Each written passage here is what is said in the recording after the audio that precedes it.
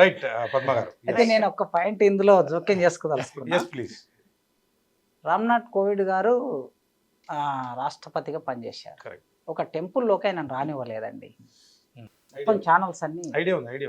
ఇప్పుడున్న రాష్ట్రపతి గారిని మొన్న ఒక టెంపుల్లోకి రానివ్వలేదు. కరెక్ట్. మరి దీన్ని ఏమనాలి అనేటటువంటిది నరసన్న కానీ లేకపోతే రవీంద్రన్న కానీ చెప్పాలి. అంటే గవర్నమెంట్ నేను ఇద్దరు రాష్ట్రపతులకు సంబంధించిన విషయం చెప్తున్నా. గచ్చిబౌలికి దగ్గర ఒట్టినాగులపల్లి అని విలేజ్ ఉంటుంది. 2022లో జరిగిన సంఘటన చెప్తున్నాను. బోనాల పండుగ రోజు మాదిగ వాళ్ళు బోనాలు తీసుకొని వస్తుంటే ఊళ్ళో నడి బజార్లోకి ఆ బోనాలను రానివ్వలేదు.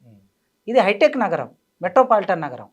ఈ నగరానికి 30 కిలోమీటర్ల దూరంలో ఉన్న ఒట్టినాగులపల్లి అనే విలేజ్లో మీరు ఇప్పుడు విజువల్స్ కూడా చూడవచ్చు.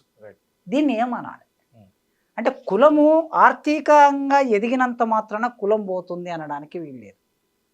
నేను యూనివర్సిటీ ముర్ము గారి విషయంలో కూడా కొంత పార్లమెంటరీ ఓపెనింగ్ కూడా జరిగింది. Parliament open. ఇప్పుడు నేను ఒక ప్రొఫెసర్ నండి, 2 రాష్ట్రాల్లో తెలిసిన ప్రొఫెసర్ను.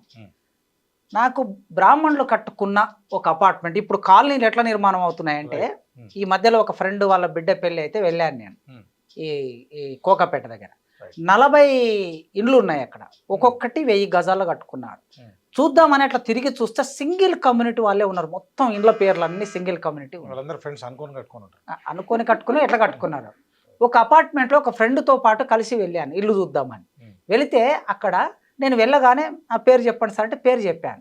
సార్ ఇక్కడ ముస్లింలకు ఇవ్వం సార్ అన్నారు. అంటే నన్ను ముస్లిం అనుకున్నది ఆ అమ్మాయి. రిసెప్షన్ కాసీం అనగానే ముస్లిం అనుకున్నది. అంటే అమ్మ నేను నా పేరు చూసి ముస్లిం అనుకుంటున్నామేమో, నేను ముస్లిం కాదని చెప్పాను.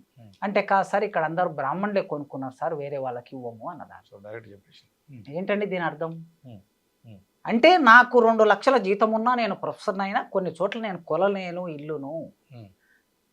ఇప్పటికీ భారతదేశంలో ఆర్థిక సమానత్వం వచ్చినంత మాత్రాన సామాజిక సమానత్వం ఈ దేశంలో రాలేదు. కేవలం మనం వచ్చింది అనుకుంటే మాత్రం భ్రమ అవుతుంది. అయితే దానికి ఒక ప్రాసెస్ ఉంటుంది, వస్తుంది.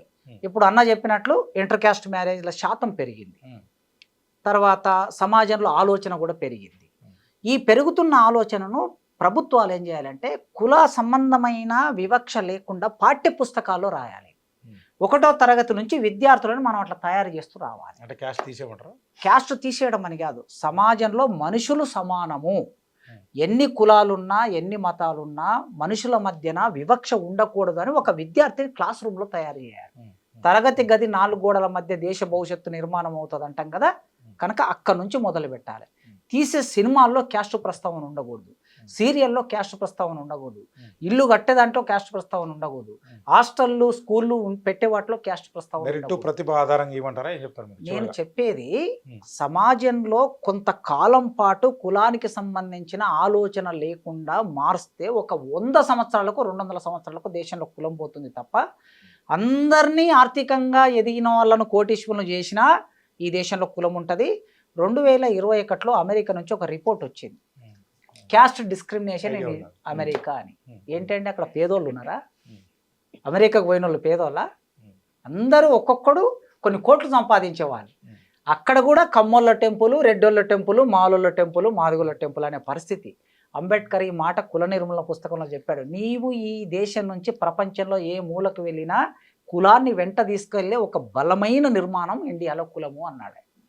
అందుకే కులం అంత ఈజీగా. ఒక్క మాట చెప్పు.